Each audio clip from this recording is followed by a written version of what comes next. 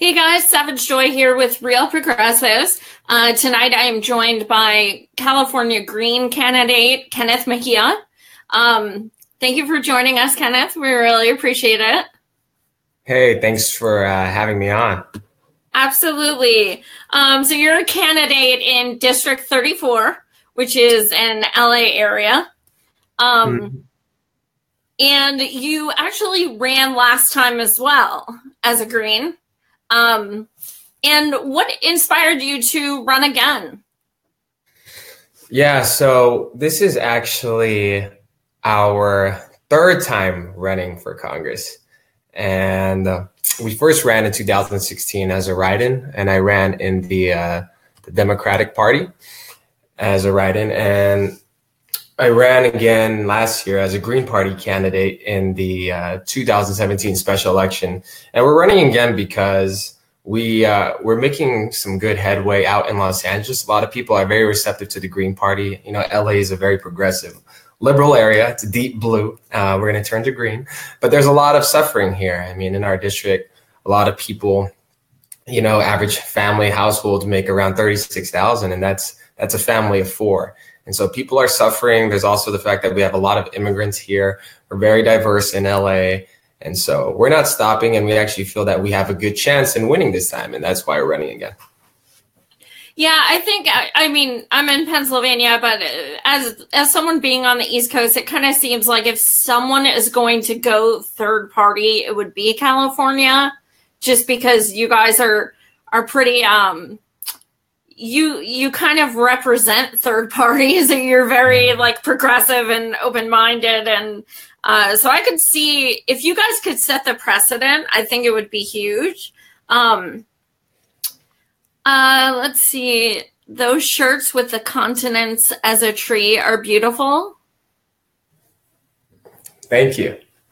Actually, this and oh, I think you're talking about the Green Party shirt. That Green Party shirt is the world. It's the Earth. Thank you. Oh, okay. My friend Daniel Mata from the Eastside Greens of Boyle Heights created it. So, yeah. People get on me because I don't have many greens, but I'm like, you know, it's not that I'm not trying. I'm just not very familiar. Like I'm not a green, so I'm not very familiar. But I definitely know that you're quite a big name in the Green Party. So when I was looking for information on you, I did notice that your website is awesome. It's probably out of like 50 candidates I've interviewed, it's probably the most comprehensive and easy to navigate. Usually I get people who have blurbs like one sentence long. This is what I want for immigration. This is what I want for healthcare. But you have like full pages with bullet points of each topic, and that's how it should be. So that impressed me. So some of the things on your platform, you do speak about a Green New Deal. Why is that important to you? Right. So Green New Deal, it's something that the Green Party globally wants to implement around the world. And essentially, we want to create a world where we have 100% clean, renewable energy, you know, by 2030. Jill Stein campaigned on this heavily. And it's important because we basically live in a world where we don't know what tomorrow is going to bring with with global warming, with the fact that, you know, sea levels are rising, the fact that the seasons are out of whack, especially in LA. It'll be like 100 degrees in February and winter, right? And it's like, what's going on? And so it's important because we also need to consider the fact that in my district, in Los Angeles, LA is the most polluted city in the country. And we need to start moving towards a system of sustainability where we're focusing on solar, you know, geothermal, hydro. I mean, we live right next to the ocean, and we got to harness that energy. Here in LA, we have the Long Beach port, the Los Angeles port, where we constantly are bringing in oil, or we're doing drilling. And, you know, even just like a mile away, you'll be in a neighborhood and there'll be a freaking oil rig digging in the ground. And it's like, where the hell did that come from? But those are in usually communities of color, low income areas. And so we sort of need to move towards this path of clean energy. That's why it's important. And I'm sorry, that's something that kind of, I digress a little, but something else you talk about is rent control and gentrification. So that's it kind of falls into that in a way. What makes you passionate about that? Why? I very rarely see that on somebody's platform, and it's a huge issue. So why is that important enough for you to put on your platform? Right. So I would say in Los Angeles, our biggest issue here is housing.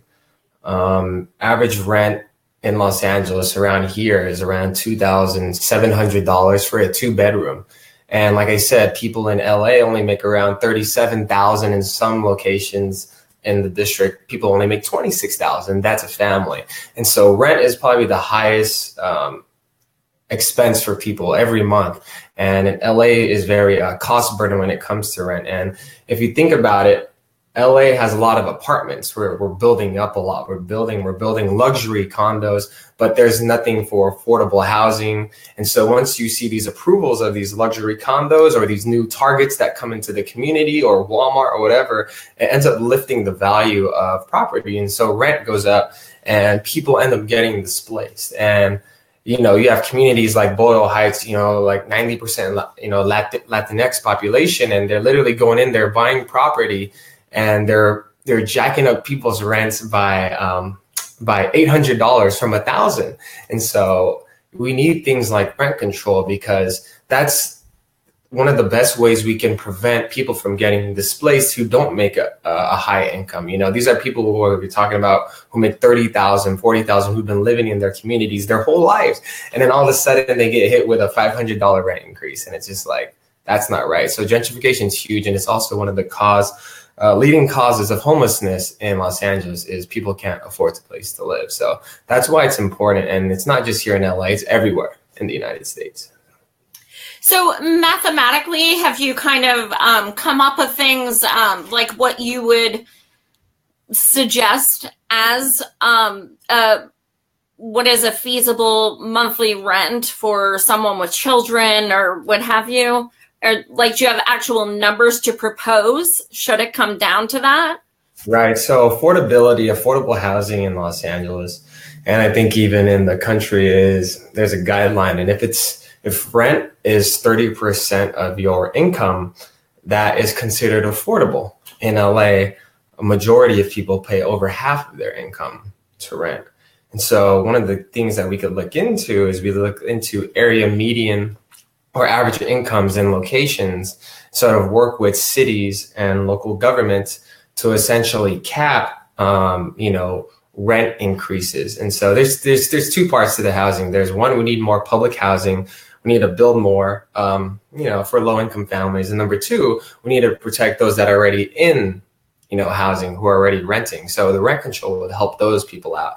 And so we want rent control is actually implemented in a lot of cities here in California, but not in LA if it's built after 1978. And so rent control is 3% a year. It's like a cap on how much you could raise it. So if you're in LA and you're built after 1978, they could raise it by 100%, whatever amount they want. So that's one way we look at it, is looking at area income and building more public housing there. And then also for those who live there who are rent burdened, for people who are spending more than half of their income, we can implement rent control. But the thing in California is we're prevented by this law called Costa-Hawkins in California, which prevents cities from implementing rent control unless the city itself already has an ordinance, which in Los Angeles is 1978, which is anything before that, people in LA could have rent control, but anything after that, you're screwed.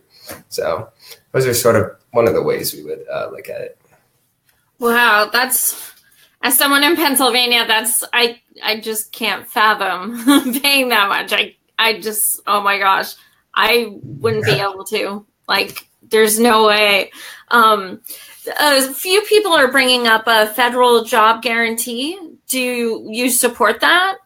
Yeah, I mean, that's on our platform. It's on the Green Party platform. Federal job guarantee program is literally one of the best ways to combat poverty. one of the best ways to increase productivity, to basically zero out your unemployment rate. And, if you just look around your city or like here in LA, there's so much that could be done where we need extra hands, we need bodies. And so if we could implement people to help us out to do that, a federal job guarantee program is the way to go. And we would definitely support it because everyone deserves to have a job, right? And we pay people minimum wage, the $15 an hour is what we aim for. There are a lot of different positions. If you want to do infrastructure, there's that. If you want to do environment, there's that. There's also a lot of social services like caretakers, a lot of people who need help. So there's so many ways you could do a federal job guarantee program, and we would definitely work with local governments to see what the local needs are. So definitely 100% support federal job awesome. Guarantee. That would change a lot of things. That's for sure. You also talk about how you do not take any corporations' money, PACs, anything like that, which is good because I never interview anyone who does.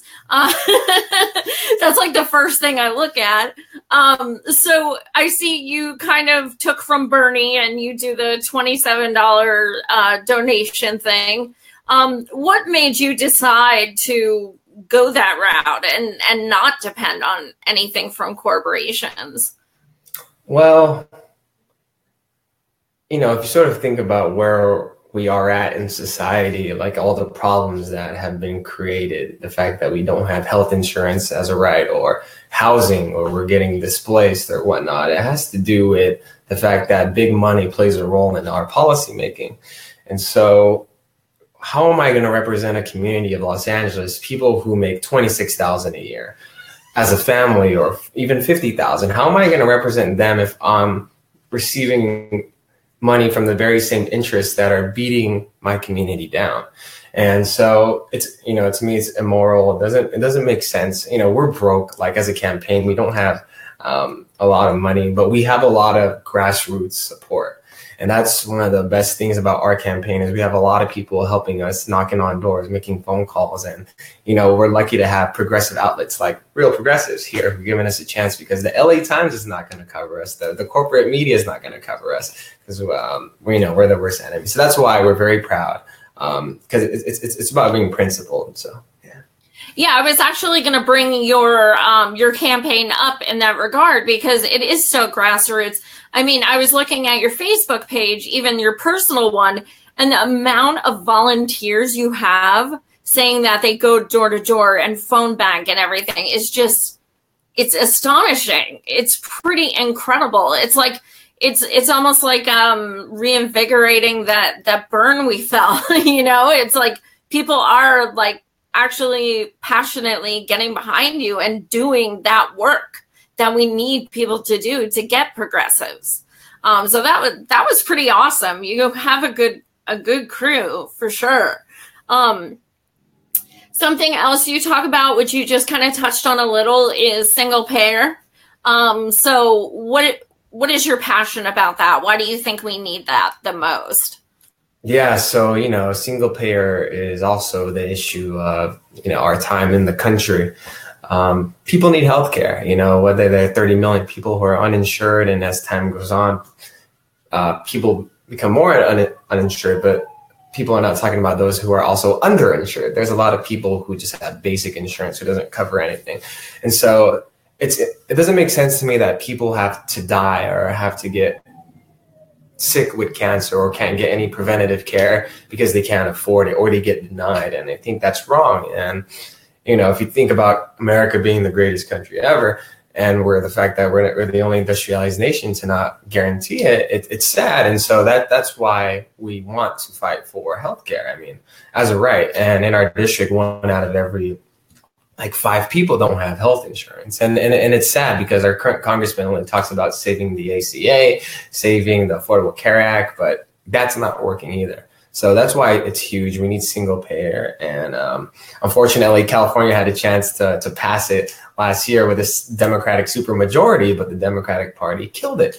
And it's sad because it's like, this is California. We're the most liberal, progressive blue state, and people want Congress to turn blue. But when I tell people, if you want Congress to turn blue, look at what's happening in LA and California. So single payer is huge. It's just sad that people can't fight for it more in office. So. And that's why I totally understand. I mean, I'm at it as well, but that's why I understand the whole third party thing, because people walk around like the Dems are just so much better. And I'm like, they literally stopped, giving insurance to people. It was them who stopped it. So it's incredible. I totally understand third parties, just even as that issue alone. So something, yes, you're right. The ACA has helped in a lot of ways. The biggest way it's helped is not giving people that, it gives that people the pre-existing condition clause, so they can still get insurance regardless. I think that's the absolute biggest thing that would hurt people if it was taken away. I've worked in health insurance for over a decade, so that's definitely something that we wouldn't have to worry about with universal health care. Right. Something else you talk about is student debt. So do you want to touch on that? Yeah, I mean, student debt, it's actually becoming a popular subject, just in the last week or two, but even more so when Jill Stein was campaigning, canceling student debt. There's $1.4 trillion of student debt outstanding. That's a staggering amount. It's just second to mortgages as the largest outstanding liability that people have. And so we need to sort of lift up these students, these people who are still burdened by, they're still paying interest on some of their loans, not even the principal yet. And, Stephanie Kelton just released on the Sanders Institute about how this can actually boost the economy and stimulate, the economy, because people would spend more students, more working class people could actually make businesses, local businesses, they could spend into, this economy. And so that's actually one of the biggest things that the Green Party actually stands for. We're the only party that talks about canceling student debt. And if Congress were to just pass a bill to basically buy back 90% of the debt because it's federally owned, we could do that. And that's what we should do. I mean, it makes no sense why people are so burdened just to get an education. So I think a lot of people are like, I already paid for mine. Why should they get it for free? Yeah, I paid my way through college. You guys should take it for free. I don't hate on you for it. So bringing up Stephanie Kelton, where I'm going because you're on Real Progressives. Let's talk about MMT. What are your thoughts on it? Yeah, so I'm a huge fan of modern monetary theory, and I believe that's literally the way that we could pay for everything, for all these social programs that we want. We could use the government for good, right? For things like guaranteed healthcare, single payer, subsidizing housing, or canceling student debt. I'm a huge fan of the fact that we are a currency issuer, and we're not using anyone else's. We can basically spend on on the people in ways which can actually solve a lot of social problems, and which can also solve a lot of things like crime or murder or mass shootings, for example. If people had the opportunity and the resources to, go to school or get a job or get healthcare or get checked into a mental health care facility. So huge fan of MMT.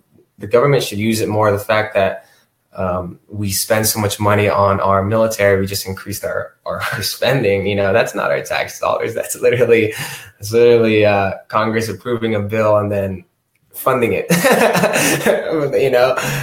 to increase our budget. So if we could do it for the military, if we could do it for literally for anything, we could do it to fund all these social programs. So fan of MMT. The interesting thing is we love that you support it, but the Green Party is not very open to it. So, should you get elected and talk about MMT and everything, will you commit to trying to talk to other Green members and, kind of try to inform them about this? Because they don't take well to it when we try to talk about it. I mean, when we talk about the Green Party, we're very decentralized. And so let's say some people don't care about it or some people do. I mean, we're only 300,000 people. So, and social media amplifies things to make it look even worse or better than it should. But, the fact that we're decentralized is we can act on our own in our own right using the Green Party platform.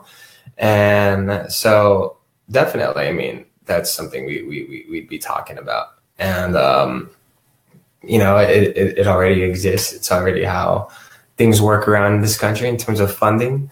And so, yeah, that would be it. And so I don't let like one person or 10 people or 100 people, destroy the reputation of something. The reason why I'm a Green is because of our platform. And that's why. So, yeah. So Jimmy, she is awesome. She's an RP team member. She actually wanted to know, it says, as a fellow Green Party member and Californian, what do you plan to do about the increasing greediness of Nestle stealing water from our mountains, the drought, fires, and the boycott on their products, most importantly, Arrowhead Springs water?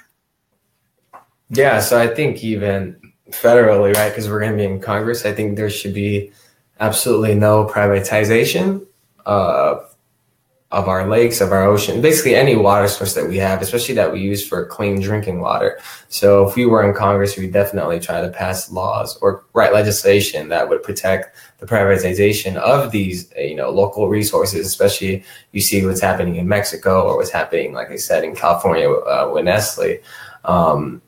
That would be one way to essentially stop, is to basically make that off limits, the privatization of natural resources and use it for, conservation. So that's probably be one of the biggest ways. And then I support the boycott of Nestle. I mean, like Nestle doesn't need any more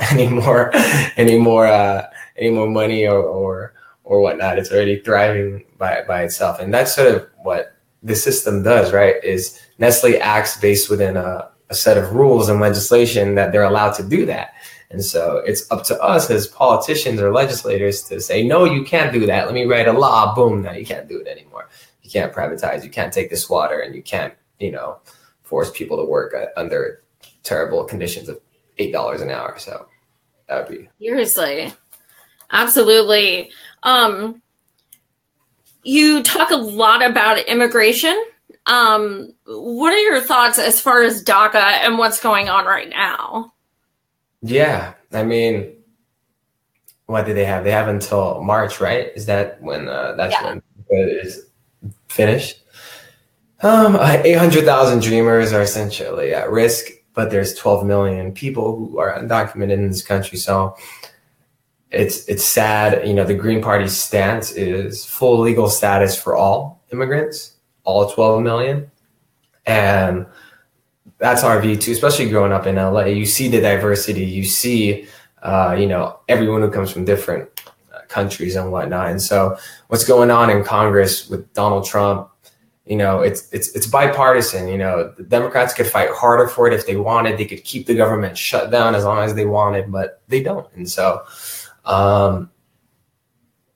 it's a scary time. And a lot of people here are scared, especially in LA, because a lot of immigrants live here in Los Angeles. And so, our stance, and if we were to be like this, to pass or create legislation that could provide full legal status for all, coming up with that pathway to citizenship, because it's unfair what's going on. And more from a philosophical point of view, we didn't cross the border crossed us. And the goal is to ultimately create a society where you have brothers and sisters from everywhere, and there's nothing dividing you, especially something imaginary like a border. So that would be utopian at this point. If you were in Congress as of today, you got elected, you're in it, what is the very first thing you'd want to focus on? Yeah, so probably the biggest thing that, that's personal to me, but also to LA and probably federally, is basically combating homelessness and poverty. I think that's like one of the biggest things of wealth and income inequality. In LA, you live in everyone thinks of LA like Hollywood. You think of all the glitz and the glam, the lights, but you literally have the epicenter of homelessness, which is Skid Row, right here, right a mile away from here. And one of the things that we would love to do is we would love to provide shelter, provide housing, permanent supportive housing, to provide more healthcare services, mental health, basically getting people off the streets. It's a lot of people are our children, our women who live in their cars, who live on the streets, who get raped, who get get their stuff stolen, get beat up, and it's unfair that LA and the country has that problem. Whereas, the UN came here and they did a research study on the fact on homelessness in the United States. And they found out that this was worse than third world countries. And it's true. So homelessness is a huge part that I would love to get into right away, to put money into using MMT, right? Because literally, and economically it makes sense because it costs more to clean up after something or send someone to jail than to actually house somebody. So homelessness would be like one of the top priorities. And then, second would be housing. So preventing people from going into homelessness by having rent control and also public housing. And you also touched on something, a good segue is for-profit prisons. That's on your platform, which is not on enough people's platforms because that's a huge problem. That's one of the reasons I wouldn't vote for Hillary, because they make bank from that shit. What is your why are you passionate about that? What is it like in your area as far as for-profit prisons? Is it very prevalent where you live? Yeah. Oh yeah. Los Angeles. And if you think about LA, people think about, oh, it's scary or there's crime or whatnot, but it's true. Private prisons are literally the worst. They target Black and brown people. They contract with ICE, they deport families, they separate families, and they give money to a bunch of our politicians, Republicans and Democrats. Like my congressman, the one I'm up against, Jimmy Gomez, received money from, the private prison industry. And like, what is that about? Like, why are you receiving money from the private prison industry, especially you're in somewhere diverse as LA? And so, yeah, a lot of the people here who get locked up are Black and brown people in Los Angeles. And it's a big business, we have more people in prisons combined than the entire world. And that's sad because instead of uplifting people, we're punishing people for profit. And that's sort of, that goes back to every single social problem we have. It ties with people from up top, wanting to make money off of people suffering, whether it's healthcare, whether it's housing, whether it's incarceration. It's a big business, all of that. And so they're just making money off of people's problems. So that's my view.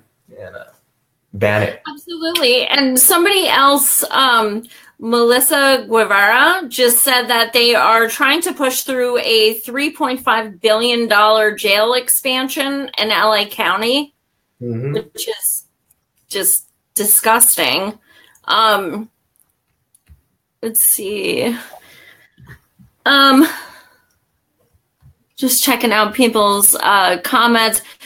People want to know if Gomez is going to debate you. He should.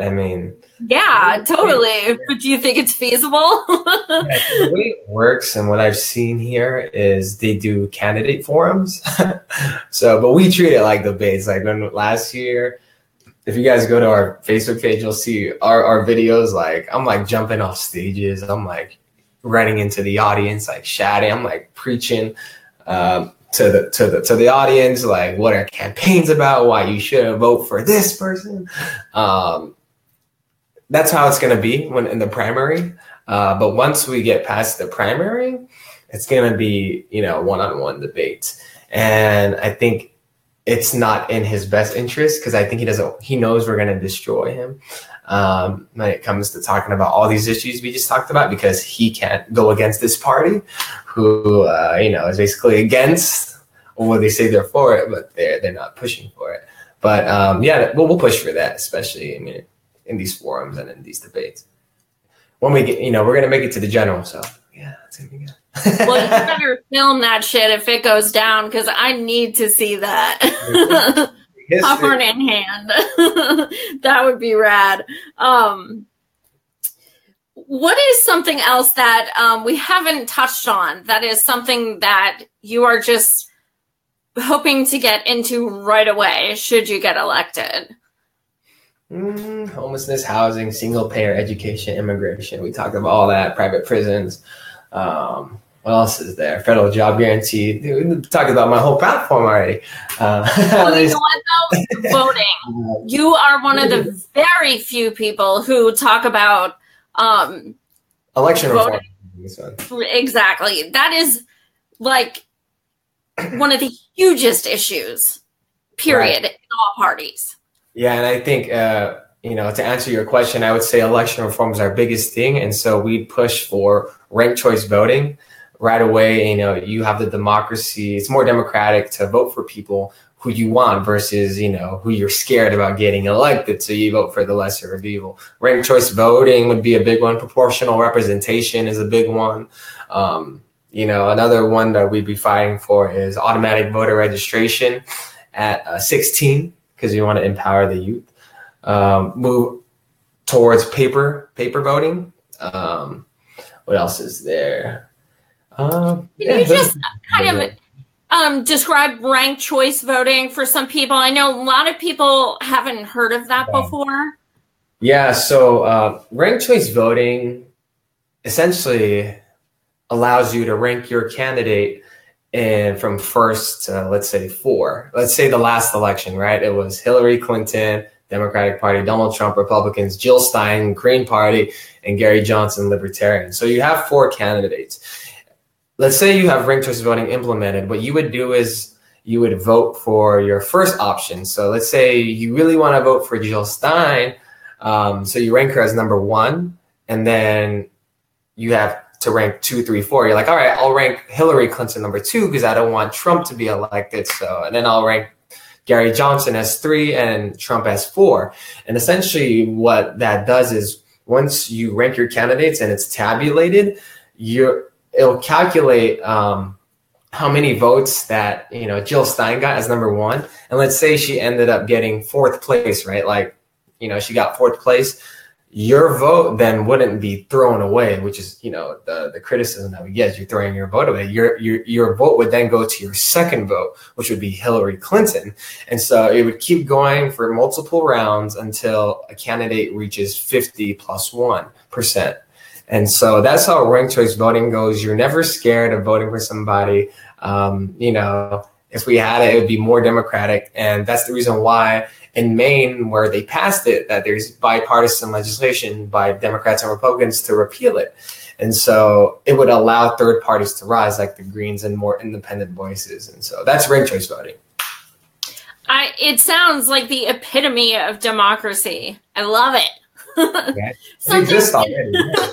Something, and they do it in other countries as well, so we know it works. Even the DNC implements ranked choice voting for their elections. So the Democratic National Committee uses ranked choice voting. Good point. Yep, that's true.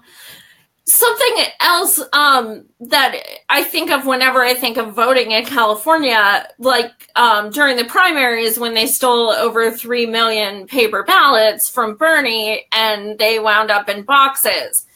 Like, that's got to hit home from seeing that in your own state.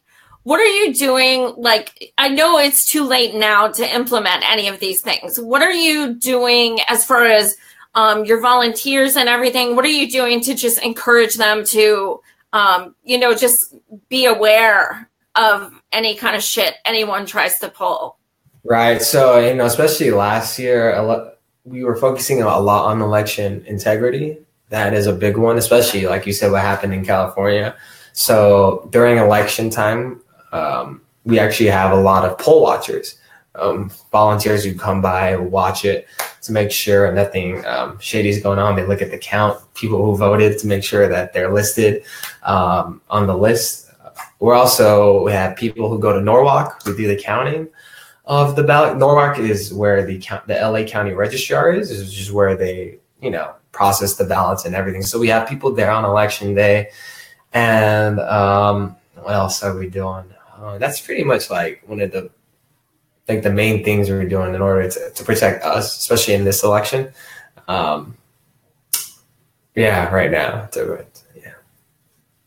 So you guys are open primary or closed? We are open primary. Okay, right. It's only closed on the for the presidential. Right. It's yeah. Mm-hmm. So that being said, are you then reaching out to pretty much everyone? You're reaching out to Dems and as well as Greens? Yeah, we're targeting a lot of people, especially Greens, your obvious people who align more with us, your peace and freedom people, even some of your Socialist Party people, and Democrats. And we have a lot of independents and no party preference. So we have a lot of those. And so that makes up half. It's literally right now, there's 3 people running. It's a Democrat, Jimmy Gomez, the congressman, a libertarian, and us. And so we just need to be top 2 to advance to the general. And so we're reaching out to pretty much, everyone, especially the working class, whether they're Republican or Democrats, because the working class, they all have something in common. Like if you're making $20,000 a year, like you're the same as a Democrat, who's making $20,000. So we're reaching across everybody, That's awesome. That's definitely an advantage for you guys, because I'm in PA, we're closed. Like, you're screwed. You better register what you need to a month in advance or tough shit. So as far as also voting, are you guys still registering people? Are you having events to like going to college campuses, things like that? Oh yeah, I mean, we registered like 200 people last month to vote, not necessarily be green, but yeah, voting ends like a month before the election in May. So that's something that we're hitting up colleges, people on the streets, and talking to our family and friends. Like literally one of the easy things you do is call up your friend who doesn't care about politics. Like, yo, can you register to vote? Just to vote for me. Like, yeah, sure, why not? So yeah, that's constant. Yeah, it looks like the deadline to register is May 21st, and your primary is on the 5th of June. Yep, Tuesday, June 5th. That's awesome. So you still have almost 4 months to still kick some ass. What are your plans in the future? Obviously more canvassing and phone banking, but what else are you planning? Yeah, so, if you're watching this and you feel inspired and you're like, damn, I want to help out these awesome people in LA, we are, the number one thing is canvassing. If you live locally, and, face-to-face conversations brings out people. Not only do you get people's vote, but having that personable connection actually brings them out and they remember you. So canvassing is the biggest one if you live locally. If you live out of the LA, if you live in another county or another state, phone banking is a big one. We could totally use a lot of help. There's a lot of people who we have to call. We're also setting up a lot of events, meet and greets, going to a lot of community organization meetings, introducing ourselves. And that's probably it's literally grassroots. It's like grassroots campaigning at its finest. That's sort of what we're doing. And we could always use help. There's never a moment or a second where we're not working, so that's sort of our plan, just to keep pounding on the doors and making phone calls. You have a campaign manager? It looks like you do a lot yourself. Yeah. Oh. I don't mean that as a slight. I just mean like you look super involved. Yeah. So here's what's funny about our campaign, and like, I laugh when I see other campaigns or candidates are like, we're so progressive, we're not receiving any money, or like they're like, we're the most progressive party, and then like I talk to our team members and we look at ourselves and we're like, we don't have an office, we don't have a campaign manager or campaign staff, we don't pay anybody, we're literally all volunteers. Like if you think about it, like I'm a full-time volunteer, like I still work, I work 8 to 6 p.m. We don't have, we meet at parks, at coffee shops, at restaurants, because we don't know where to hold all these meetings. But we're very grassroots. So when we think about bare bones grassroots campaigns, this is it. And the fact that we could tie with 4th place out of 24 people last year, beating a whole bunch of Democrats, just proves that the grassroots movement is there. We just need people to get involved, because, I see a lot of people on social media, who share and make posts, or you give a lot of people who give thoughts and prayers. Like that's not good enough. Yeah, you have to get involved in the process. You have to talk to people. You have to knock on doors. You have to make phone calls. And so we're literally the most grassroots campaign that you could think about. And we're always outspent in terms of money being raised, but we have hundreds of volunteers. And so it's just, we're asking people just to put in 2 to 4 hours a week, and, you could separate your time, and literally that 2 to 4 hours a week can bring us to victory. And it'll be the first time a Green, especially in LA, in Congress, can make it to the general. And the next thing you know, the LA Times will be hitting us up, all the news channels, and we're going to be like, hello. No, I'm just kidding. But we're you didn't give a shit before. Oh, now you want to talk to us? Exactly. So. You will have that advantage. What inspires you to keep going? No, that's a very personal question. Yeah. I love it. I would say, so we've been doing this for, our 3rd time running.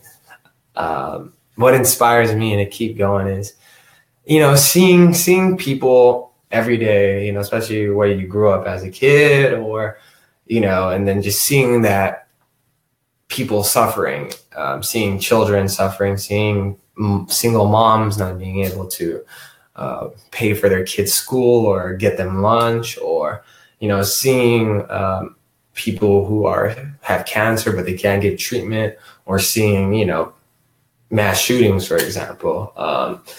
Just seeing suffering and seeing the way things are, it inspires me, because, I don't think that's how we should live life. I think that our goal in life is to not create as much money as we can, take care of ourselves and our family, but how we can make things better for other people.